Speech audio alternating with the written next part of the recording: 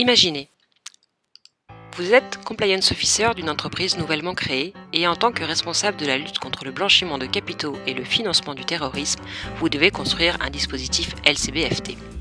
Première étape, la conception du dispositif. Celui-ci doit répondre à plusieurs impératifs.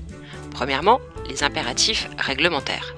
Votre dispositif doit répondre tant à votre réglementation locale, française, belge, luxembourgeoise, etc., qu'européenne. Dans un deuxième temps, les impératifs des autorités de supervision, car aussi bien les régulateurs que les cellules de renseignement financier ont montré par leurs actions qu'ils étaient vigilants à l'intégrité du système bancaire et financier au sens large. Enfin, les attentes commerciales. Votre dispositif LCBFT ne doit pas aller à l'encontre du développement commercial de votre entreprise, mais bien au service de celui-ci. Face à cette triple exigence, vous pouvez vous sentir perdu face à une telle complexité, car vous devez actionner deux leviers. Compiler ces exigences dans un manuel regroupant la politique et les procédures LCBFT de votre établissement et développer des outils pour mettre en œuvre ces procédures en interne. C'est à cette étape qu'un expert réglementaire peut intervenir, par exemple pour vous aider dans la création des règles et des procédures, celui-ci étant aguerri pour concilier au mieux les trois exigences précédentes: réglementation, régulateur, business. Deuxième étape, la sensibilisation et la formation de vos opérationnels, car ils en seront les acteurs majeurs au quotidien.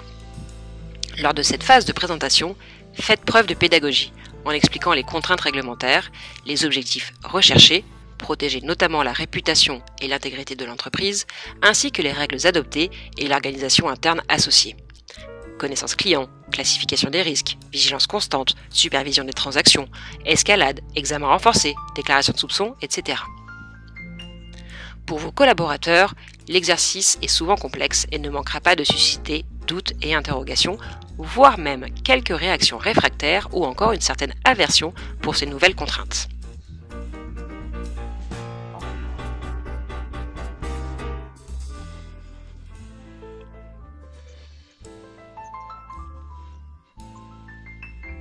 Imaginez-vous maintenant à leur place. Vous êtes par exemple chargé de clientèle ou encore commercial.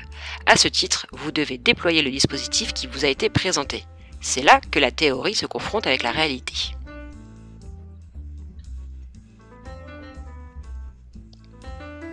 Lors du processus d'entrée en relation, quelles informations dois-je recueillir sur le client? Quelles sont les informations à utiliser afin d'évaluer le profil de risque? Comment appliquer la méthode d'évaluation des risques pour chaque client? Comment s'adapter aux critères exigés par la réglementation alors que les clients sont tous différents les uns des autres?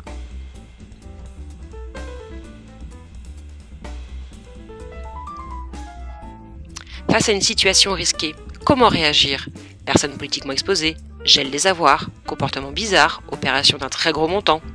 Comment réagir d'une manière à la fois conforme à la réglementation et efficace sur le plan opérationnel?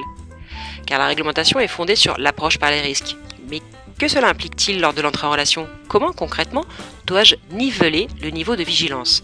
Car en fonction du niveau de vigilance, je ne vais pas récolter les mêmes documents ni surveiller le client de la même manière. Tant de questions. Il est souvent difficile de récupérer les 10 documents auprès des clients qui ne comprennent pas forcément les enjeux en arrière-plan. Cela peut donc freiner le taux d'acquisition, voire même mettre fin aux relations existantes lors du renouvellement des dossiers clients.